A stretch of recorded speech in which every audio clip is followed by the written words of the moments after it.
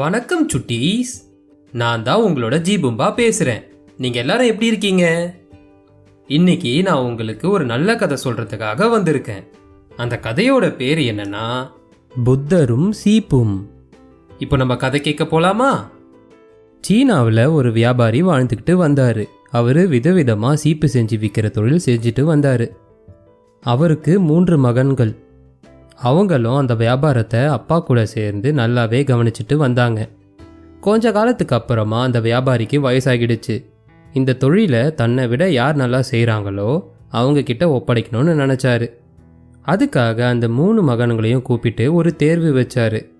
நீங்கள் 3 பேரும் 3 மடத்துக்கு போங்க. அங்கே இருக்க புத்த சன்னியாசிங்க கிட்ட சீப்பு விற்றுட்டு வாங்க. யார் அதிகமான சீப்பு விற்கிறீங்களோ அவங்களுக்கு தான் இந்த வியாபாரம், கடை எல்லாத்தையுமே முழுசாக ஒப்படைப்பேன்னு சொன்னார். குழம்பி போனாங்க அந்த மகன்கள். புத்த பிச்சுகள் எப்போவும் மொட்டை தலையோடு தான் இருப்பாங்க. அவங்கக்கிட்ட எப்படி சீப்பு விற்கிறதுன்னு குழம்பினாலும் ஒவ்வொருத்தரும் அவங்களுக்கு சொன்ன மடத்துக்கு போனாங்க.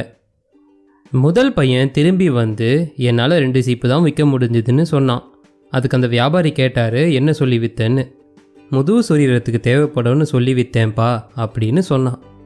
அடுத்ததா 2வது மகன் என்னால் 10 சீப்பு தான்ப்பா விற்க முடிஞ்சதுன்னு சொன்னான். அதுக்கு அந்த வியாபாரி கேட்டார், நீ என்ன சொல்லி விற்றேன்னு. அதாவதுப்பா, அந்த மடத்துக்கு நிறைய பார்வையாளர்கள் வராங்க, அவங்களுக்கு உபயோகமாக இருக்கும், நீங்கள் சீப்பு வாங்கி வாசல் பக்கத்தில் வைங்கன்னு சொல்லி விற்றேன்னு சொன்னான் அவன். அடுத்ததா கடைசி மகன் வந்து நான் கொண்டு போன 1000 சீப்பையும் விற்றுட்டேன்ப்பான்னு சொன்னான். ஆச்சரியப்பட்ட அந்த வியாபாரி, நீ என்னப்பா சொல்லி விற்றேன்னு கேட்டார். அதுவா, அதாவது அந்த மடத்துக்கு நிறைய பார்வையாளர்கள் வராங்கன்னு நானும் தெரிஞ்சுக்கிட்டேன். அதனால் அந்த மட தலைவர்கிட்ட போய் இங்கே வர எல்லாருக்குமே புத்தர் சொன்ன வாசகங்களை பொறிச்ச சீப்பை கொடுத்தீங்கன்னா தினமும் தலைவார அவங்க எல்லாரும் அதை பயன்படுத்துவாங்க. அப்போ அந்த வாசகங்களை படித்து எல்லாருமே நல்லபடியாக நடந்துக்குவாங்கன்னு சொன்னேன்.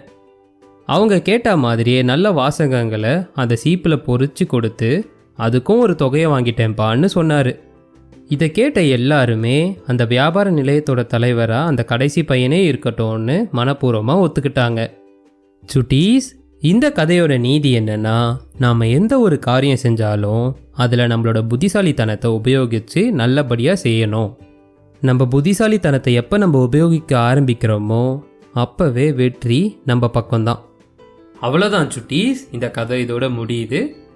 இந்த கதை உங்கள் எல்லாருக்குமே பிடிச்சிருக்கோன்றதை நான் நம்புகிறேன்.